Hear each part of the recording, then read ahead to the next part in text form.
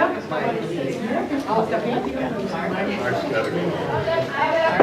we're going to go ahead and start. Good morning, and thank you for coming today. We wanted to put on this workshop talking about leaving a faith-filled legacy and pre-planning our funerals. And I've always encouraged people that if you have a will, you should have a funeral plan as well. It's the exact same thing in terms of preparedness, and if your will is a testament of what you hope to happen with whatever assets, your faith assets, your worship and funeral service are the same thing. And how will the gospel be shared through your and a witness to your faith? So this booklet was put together originally as a catch-all help, not only funeral planning, but also at the time of death. You'll see inside the front page, there's a long list of first steps, and oftentimes people are not adverse what to do when someone passes away. If it's in your home or something else. Unfortunately, I've had a lot of experience in this genre, and here at church and serving with the Hopkins Police Department. I've also put something like this together for the Hopkins Police Department to hand out.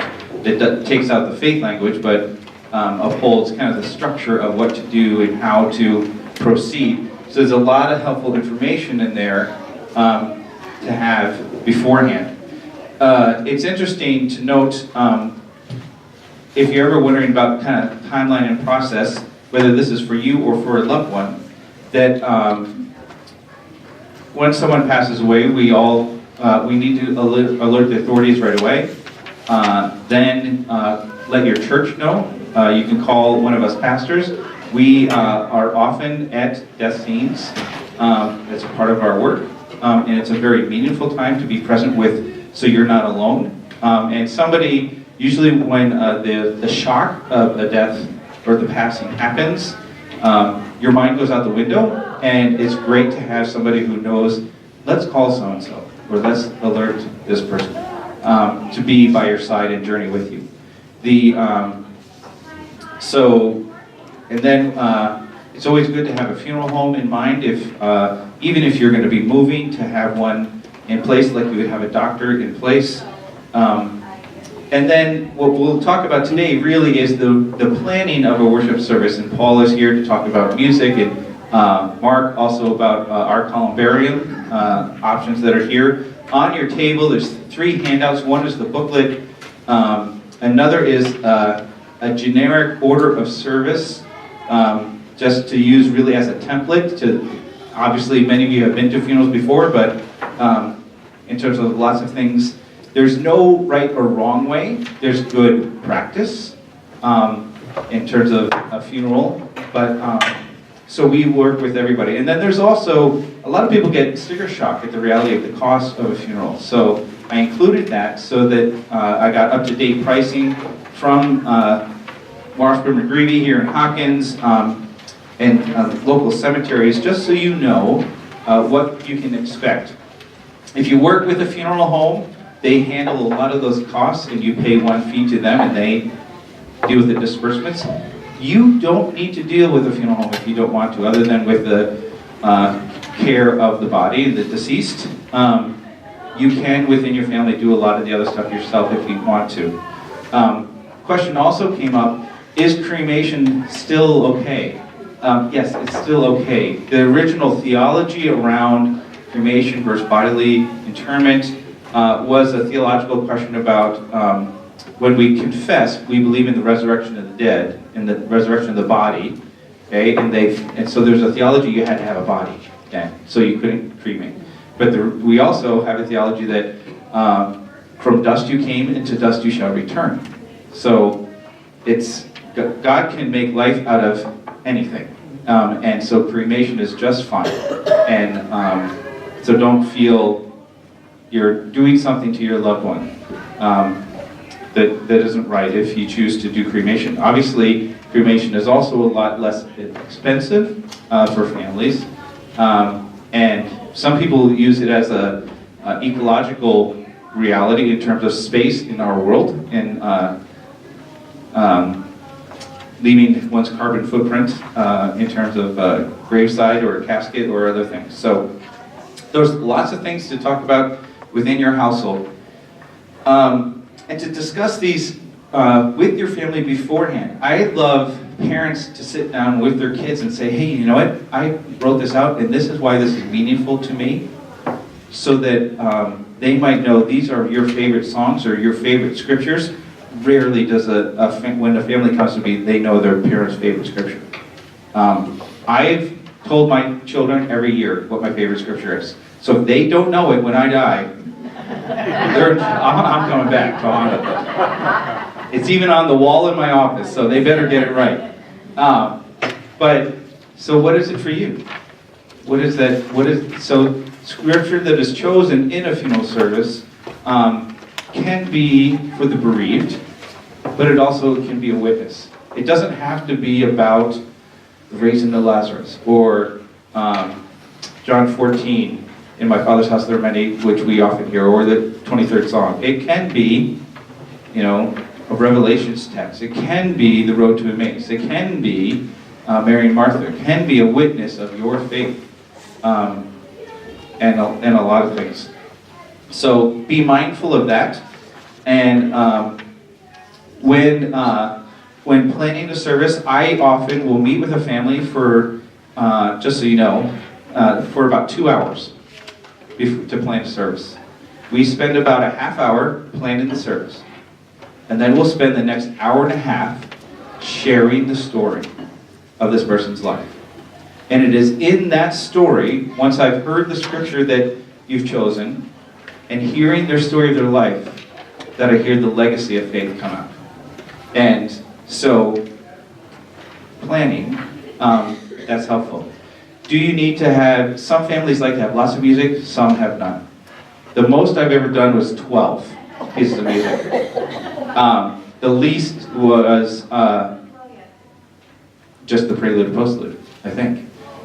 It also depends on the length of the service, The 12-hour piece was a 2.5-hour service. There's no expectation of how long or short it has to be. It really depends what is the community that is gathered there. Will they be able to participate? Is there a role for them to play in the service? Sharing family remembrances. This is another thing. A note of I will guide a family to not having an open mic for people to get up and talk.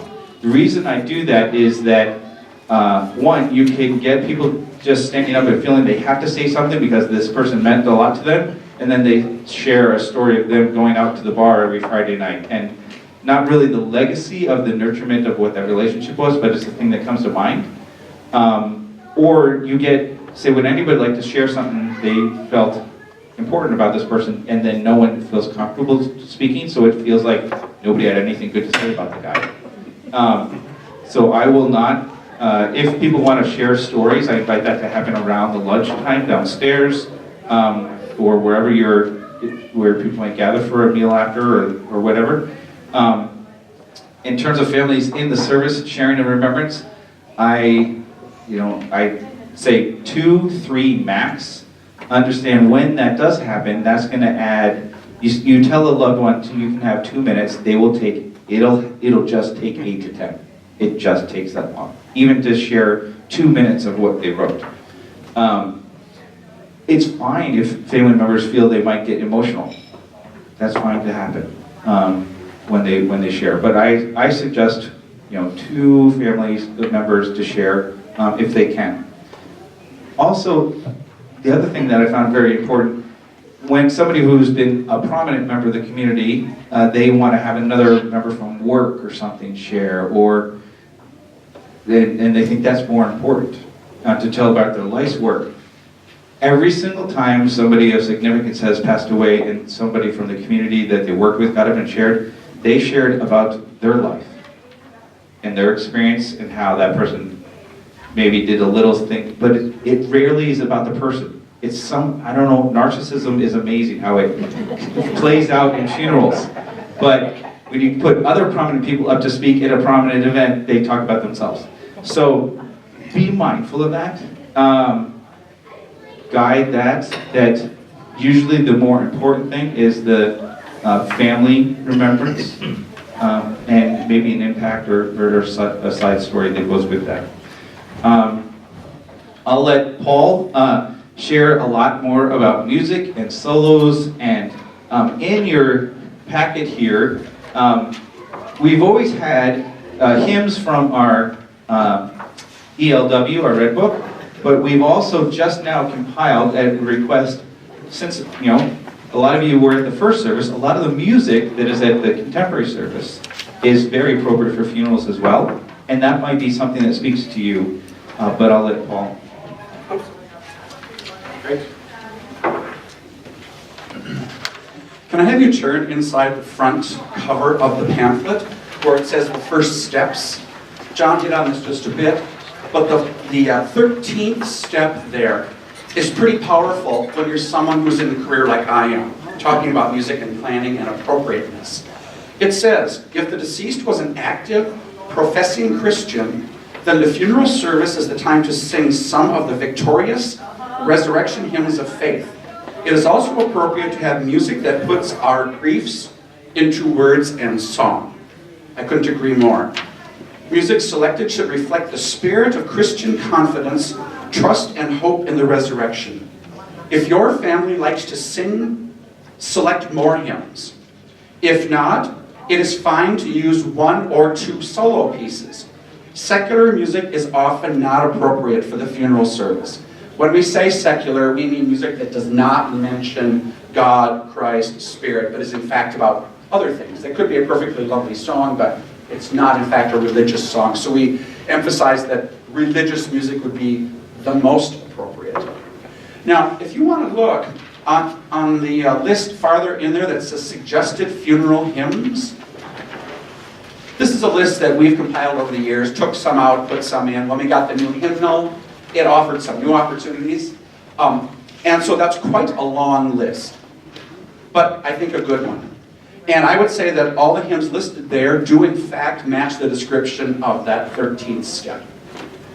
Over here on the right column towards the bottom, it says hymns that may be sung as a solo. Ditto. I think those are perfectly good choices. Of that list, Amazing Grace, Jerusalem, My Happy Home, There's a Balm in Gilead,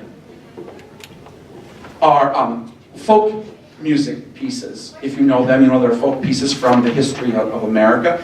And those are really good pieces, especially for people who might be, who might like to sing popular music or like to sing music sort of with some style versus classical. If that's the kind of singer that might be at your funeral, those would be good theological choices, good hymn choices, and very doable by just about any kind of singer. Some other pieces might require a more trained or classical type of singer, and you might know who your people are, who that might be in your own family. You know, your niece that studied voice at St. Olaf might be more suited to something else. But your nephew, who didn't study voice at St. Olaf, might be more suited to some other pieces.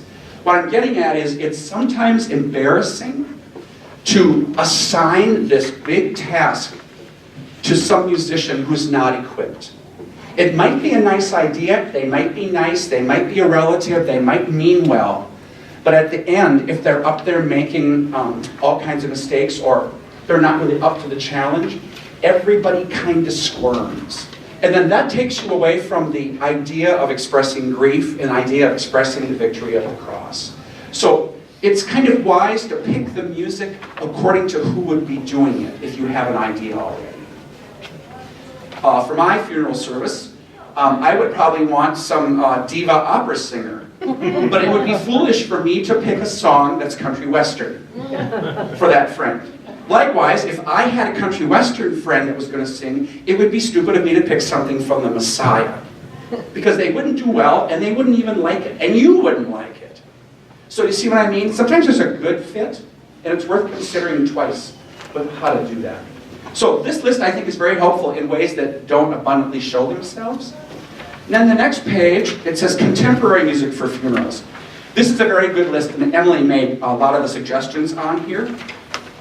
One thing I will warn you about is contemporary music is sometimes difficult to reproduce at a funeral because it won't have all the component parts that might have been there on Sunday morning.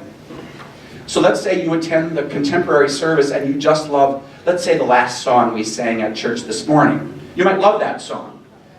My guess is it's going to be hard to reproduce that kind of energy with drums, with guitars, with bass, with a whole bunch of singers, unless you know for a fact that those people might be present. So it might be a great song, you might personally like it, your relatives might personally like it. It might be hard to reproduce in that way.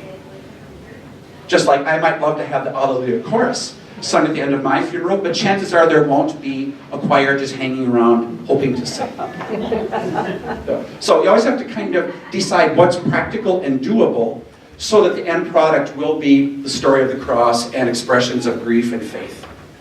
And the best way to do that is to pick things that seem doable. Another thing, Mark and I can both talk about this, is if a family asks for a song that they have heard on the radio, or they might have a CD of it, or heard it on television, but nobody else has. Great song. It might have all of the right words. In fact, Howard Hansen came to me just a couple weeks ago and said, hey, I got this song I want for my funeral. And I had to go on YouTube to look it up to find it. And he was right. It was a great song, but I could not find the music anywhere. So if Howard, should pass away on Monday, and his funeral is on Thursday, there's going to be a lot of hustling in hopes to find that in time. And chances are we won't find it. So then they're that kind of went down the drain. So if you know of songs that you want that might be obscure, if you can find a copy of it and include it, then we're good to go. If we have to go running to find it and still don't do the job very well, that's one of those missed moments. All right? And I will also say the easiest thing to do is if you pick music that's accompanied by organ or piano. We can handle that in-house very well. In fact, that's Mark's job, is to sit down and make that happen. If you need a song with accordion and banjo, we're going to have to hustle to find that. However, if you are a member of a Dixieland band, then that's not hard to do. But if you're thinking to yourself, well, I'd love to have kind of a joyous Dixieland service where we end with, oh, when the saints go marching in, but there's no banjo or drummer or bass or trumpet or clarinet hanging around, that's hard to do. So you've got to kind of think of who's involved and how quickly we can mobilize them. So it's just practical things. But at the end of the day, I always think that the worship service needs to fulfill those things we talked about. And if there are things in there that become stumbling blocks to that goal, then that's kind of a miss. And it's too bad when you're trying to honor someone and God. So, can we look please now at the next page? It says suggested funeral texts. Like John said, you don't have to have the ones here listed. There are plenty that might express precisely what you want. These are very good choices, I think. And for instance, I want to say the third one down, Psalm 46. And there the scripture is. The hymn version of that is, "A mighty fortress is our God." If you were interested at all in having scripture that matched songs, there are some perfect matches given to us easily. So that would be one. Farther down, Psalm 91-4 is, "O God, our help in ages past," a great hymn. And the thing about that hymn is it's sturdy, so it really gives you kind of a strength-building kind of hymn. Next one down, Psalm 91 is "On Eagle's Wings." Psalm 121 is also "On Eagle's Wings." So you can see there are some direct correlations to Scripture. So when I plan my service, I'm going to look at Scripture first, and then see what music I can find that supports it. But that's just me. Next page, New Testament. John 11:21-27 is the third one down. "I am the bread of life." That's that hymn. Farther down, John 14:1-6. "I am the way, the truth, and the life" is, "I am the way, the truth, the life, the way to God shall find." Easy to do. At the bottom, Romans 8. There's one called "Neither Death Nor Life," which is a new hymn in our hymnal. And it's hymn 622. It's on the list earlier up. That would be the kind of hymn that would support that scripture well, but we don't know it as a congregation. So it might be a perfect fit theologically, but it might be a bad fit for this community. Also, in that 13th step we talked about, it mentions logically that if you come from a musical family or a musical community, chances are there's going to be musicians there, or people that love to sing or love to play instruments. Then a risk like that hymn, Neither Death Nor Life, is a good risk.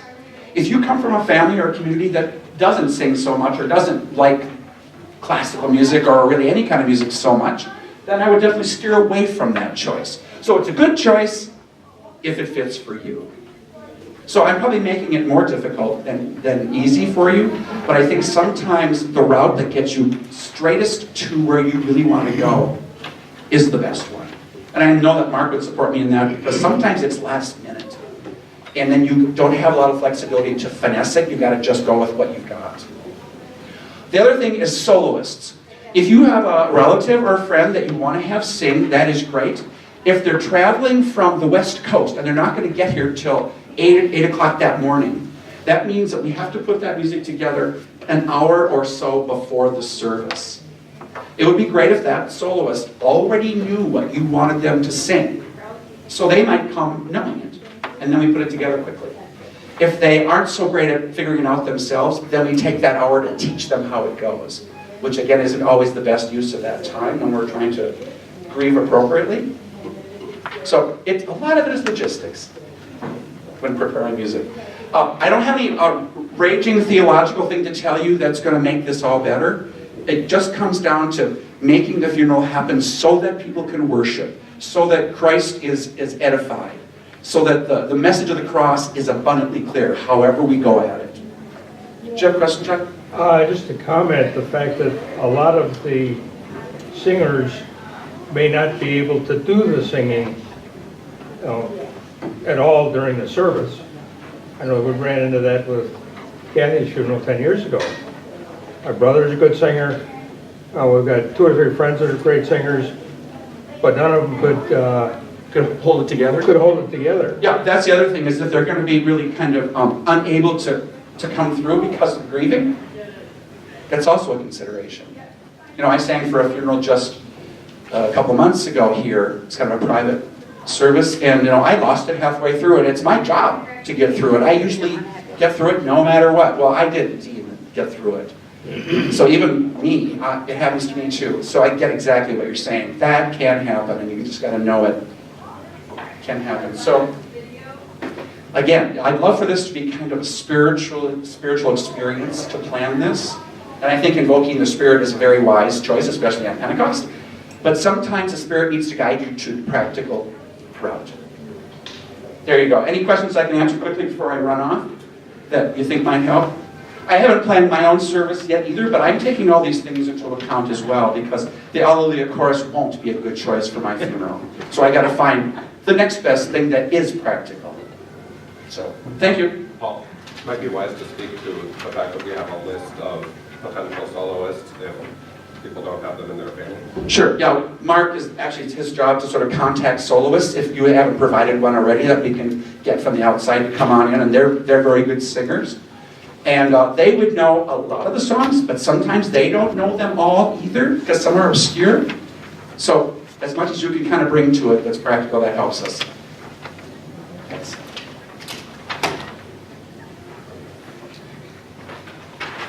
Good morning. Good morning. So I'm going to tell you a little bit about our Gethsemane columbarium, part of the Gethsemane Memorial Garden. If you've ever driven past the west side of the building here, you have no doubt seen it out there. And it's an exciting time for that right now, because we have the next 2 columbarium units in production at this time. And we expect them to be delivered sometime in late June, and have a dedication for them at that time. And then our area out there will be more complete than it already is. I had Jim Arneson make a mock-up photo here. I think Pastor Don will take it around. This shows what the area will look like with 4 units out there. And I was showing that to somebody last week and they said, when did they put those 2 in? At any rate, just a little bit of detail about these. Each unit has 36 niches in them, and each niche can hold 2 individual urns or 2 sets of cremains. The cost for these is $1,100 flat.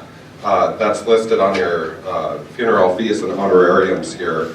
And you can just compare there, there's the cost at the top, and then down here on the bottom, there's cost for caskets, vaults, urns, and markers in a more traditional funeral home cost. And so you can kind of compare for yourself, what's a better value, especially if you've been a lifetime member of Gethsemane, have a connection here. You might be very well suited for a columbarium niche. I know that the last time that these were ordered, Cold Spring Granite up in Cold Spring, Minnesota is the company that produces them. They had a promotion the last time where they provided us a number of urns free of charge, and those could be given to the first several purchasers of niches in our columbarium. And so I'm not sure if that's going to happen again with these 2 that are in production, but if it does, great news for you if you're interested in buying. Who has purchased a columbarium niche already? Good. A few of you.